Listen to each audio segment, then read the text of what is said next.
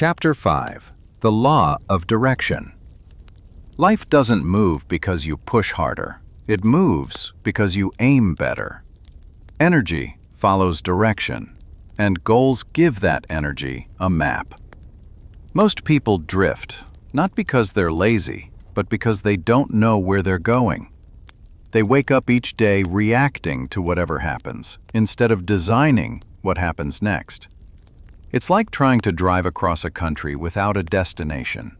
You'll burn fuel, but you won't get far. Psychology calls this cognitive orientation. When your brain has a clear goal, it reorganizes your attention, emotions, and even memory around that target. Your focus sharpens, your energy rises. You start spotting shortcuts and connections that others miss. Direction doesn't just tell your brain where to go, it tells the universe what kind of life you're ready to receive. I remember one of my employees once came to me, worried about money. She told me she needed to move into a smaller apartment to save on rent. I told her, "That's the mistake many people make. When you hit your financial limit, you start shrinking your life to fit your income, instead of expanding your income to fit your life." It wasn't about ignoring reality. It was about changing her direction. I asked her, what would happen if you focused all that energy on increasing your income instead of cutting your comfort? She thought about it, and over the next year she built her own small business, a recruiting firm, plus an online clothing shop. She stopped focusing on what she had to lose and started focusing on what she could create. That's the law of direction in motion. When you point your focus forward, your energy follows. This law works in every part of life: money, health, relationships, even happiness. Think of it this way: your thoughts are arrows. Every time you think about what you want, you're aiming those arrows toward your future. But if you keep thinking about what you don't want, you're still aiming, just in the wrong direction. Elon Musk once said that when he started SpaceX, he didn't expect it to succeed immediately. But he had a clear direction: make space travel cheaper. Even after multiple rocket explosions, that direction pulled him forward. People with strong direction don't need to push. They're pulled by purpose. That's why unclear goals drain energy. You can't hit a target you can't see, and you can't stay motivated chasing something you don't understand. So how do you find your direction? Step 1. Ask yourself, what am I tired of repeating? Whatever that answer is, your goal probably lives in the opposite. If you're tired of surviving, your direction is toward growth. If you're tired of chaos, your direction is toward stability. Step 2. Describe your goal in simple words. One sentence you can remember. It should sound like this: I'm building a life where I can breathe, or I'm creating income that feels peaceful. Step 3. Act in alignment. Every choice, every day, ask, does this move me toward my direction or away from it? Even small, consistent steps are enough to shift the momentum. Goals are not cages, they're magnets. When you give your energy direction, you stop fighting your past and start being pulled by your future. So before you move to the next chapter, take a deep breath and decide where your next arrow will point. Because the moment you do, your energy begins to follow it. Chapter 6. The Circle of Energy. Every action you take sends out energy, and that energy always returns. Some call it karma, others call it momentum. But at its core, it's simple physics. What you put out comes back. Think about it. When you do something kind, your mind feels lighter. You breathe better.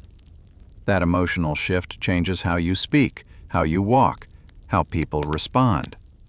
That reaction creates new chances, and the circle continues. The same happens with negative energy. If you act from anger or fear, you attract people and situations that match that frequency. The circle always completes itself. It doesn't punish or reward. It reflects. That's why your energy matters more than your plan. Action without the right emotion behind it drains you. But even a small action, fueled by the right energy, can multiply fast. When I first started my company, I didn't have a big office or investors, but I had energy. Pure, focused, contagious energy. I treated every meeting like it could change my life, and that enthusiasm spread. People began to believe in me, not because I had all the answers, but because my energy told them I would find them. That's what built momentum. One good action creating another, forming a circle of progress that grew stronger with each step. Over time, I noticed something else. When I gave energy, support, help, ideas, it always found its way back, often from unexpected places. A friend introduced me to an investor, an old contact became a client, or someone I once helped returned years later with a new opportunity. That's the invisible law of the circle. You might not see the results right away, but they're already in motion. The hardest part is understanding that you don't control the timeline, only the direction. Many people quit too early. They plant seeds but dig them up to check if they're growing. But life doesn't reward impatience, it rewards consistency. Every effort you make is a message. When you show up for your goals, even on bad days, you tell the universe, "I'm serious." And the universe, or whatever name you give that energy, starts aligning the next steps. It's not about pretending everything is fine. It's about trusting that your good energy will loop back eventually, because it always does. Sometimes in money, sometimes in peace, sometimes in lessons that make you unshakable. Here's how to make the circle work for you. Step 1. Act with intention. Before you do something, pause and ask, what energy am I sending right now? If it's fear or resentment, take a breath. Shift it to calm confidence before you act. Step 2. Give before expecting. Energy multiplies when shared freely. Help someone without keeping score. You'll be surprised how fast that energy finds a way back. Step 3. Trust the delay. Every cause has an effect, but not every effect is instant. When you keep doing the right things, results always catch up. Think of life like a circle. Every choice you make moves around that ring until it comes back to you. So, if you don't like what's returning, change what you're sending. That's the real power of energy. You don't chase reward, you create it. And one day, when it comes back multiplied, you'll realize it wasn't luck. It was the circle doing what it's always done. Interlude. The superstition effect. You've probably heard things like, keep money in your wallet before the new year and you'll always have money. Or, never drive a black car, it brings bad luck. They sound harmless, even silly, but for many people these beliefs seem to work. So why does it happen? It's not magic, it's focus. When you believe something strongly, your attention starts to serve that belief. Your mind begins collecting proof that you're right and quietly ignoring what doesn't fit. Without realizing it, you act in ways that make the belief true. I'll give you 2 examples. A friend once told me to never start a year with an empty wallet. I followed it. I kept a single bill inside as the clock turned. In the weeks that followed, I felt calmer. That calm made me handle things differently. I took action faster, spoke with more confidence, made clearer choices. It wasn't the bill that brought the money. It was the belief that I would have enough. Another man I knew refused to drive black cars. He swore something always went wrong when he did. Each time he got behind the wheel, he tensed up. He paid too much attention to every small noise, every car around him. His driving changed. His mood changed. And eventually something small did go wrong. Not because of the car, but because he was waiting for proof that his fear was right.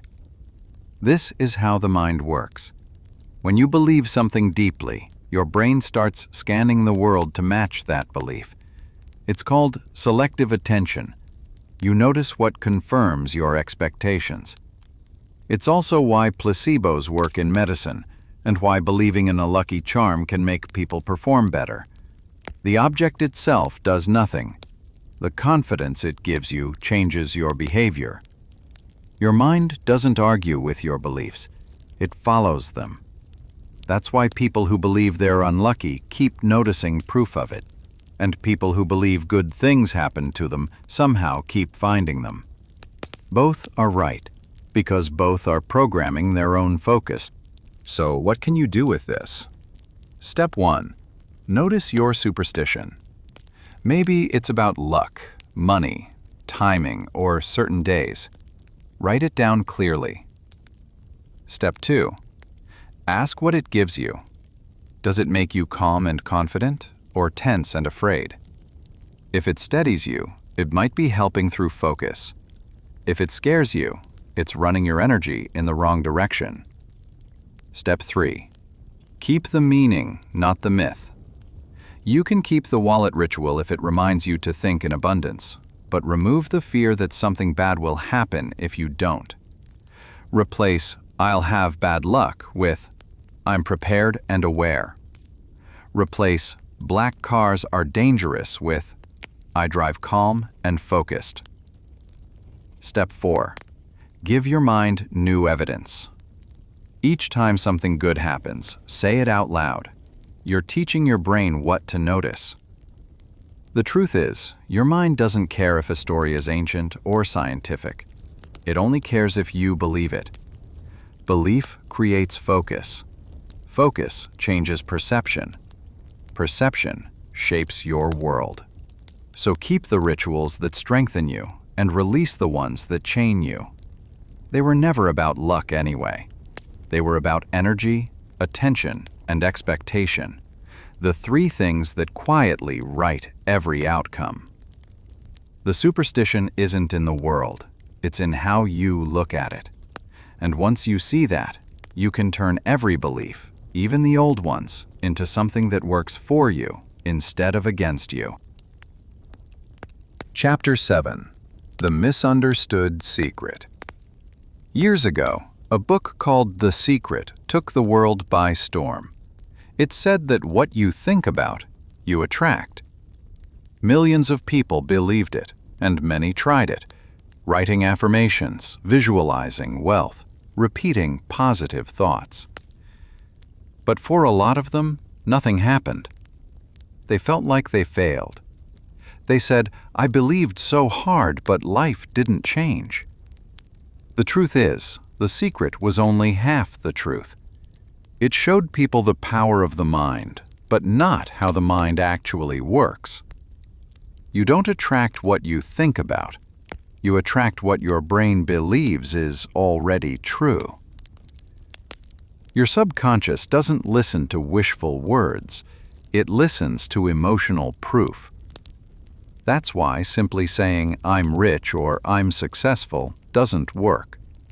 If deep down you don't believe it, your brain quietly rejects it. Real change starts when your thoughts, emotions, and actions speak the same language. The science behind it is fascinating. Psychologists call it cognitive congruence. Your brain is built to keep your beliefs and behavior aligned. When you think something new, your mind tests it, asking, "Does this fit who we are?" If it doesn't, it quietly brings you back to the old version of yourself.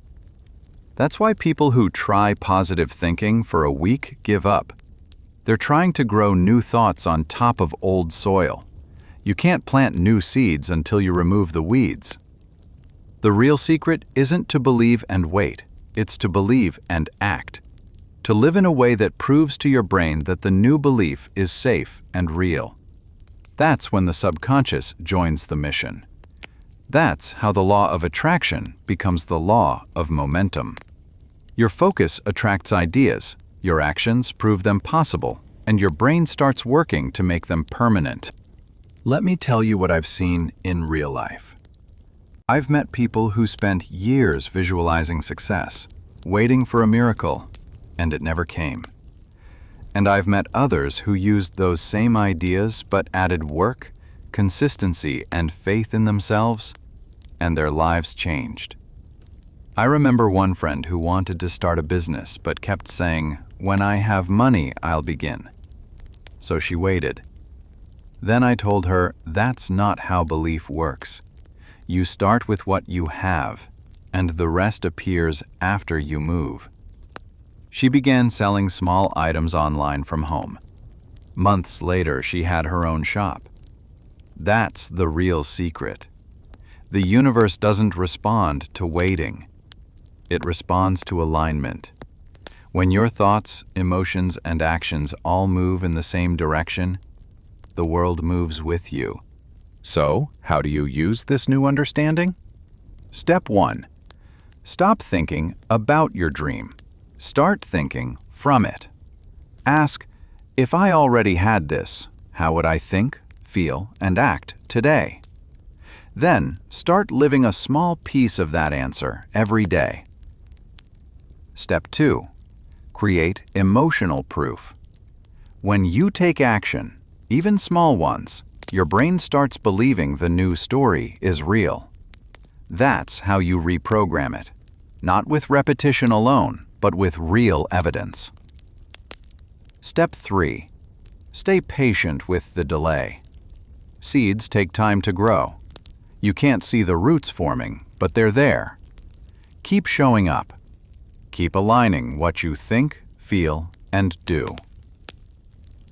The world doesn't change because you wish it would. It changes because you finally believe you deserve it, and you act like it. That's the truth about the secret. It was never about magic. It was about understanding how the human mind connects belief with behavior, and behavior with destiny. Chapter 8. From Thinking to Doing. Knowing the truth is one thing. Living it is another. Many people understand how the mind works, but still stay stuck, trapped between ideas and action. They think, plan, and visualize, but never move. Thought is like a spark. It can light a fire or fade out in seconds. Action is what gives it life. When you move, even a little, you tell your brain, "This matters." That signal turns ideas into focus and focus into habits. Scientists call this the action effect. When you take a step toward something, your brain releases dopamine, the chemical that motivates you to keep going. That's why momentum always starts small. One step creates emotion, and that emotion fuels the next step. Thinking shapes your direction, but doing creates your results. I've seen this difference in real life many times. I once met a man who said he wanted to start a business, but he'd been preparing for 5 years. He had notebooks full of plans, ideas, and strategies, but no customers. He wasn't afraid of failure. He was afraid of starting. So I told him something simple. You don't need the whole map. You just need to start walking. He finally launched a small version of his idea, imperfect but real. Within months, he learned more from experience than he ever did from planning. The truth is, fear doesn't disappear before you act. It disappears because you act. Motion kills doubt.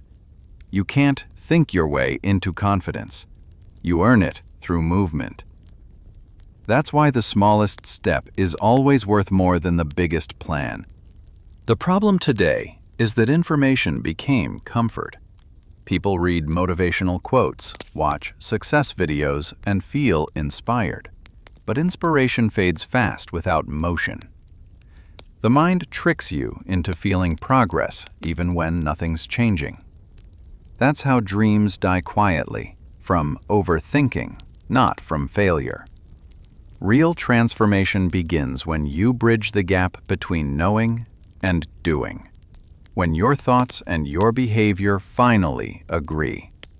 That's the moment the mind says, okay, this is real now. Action rewires belief faster than any affirmation.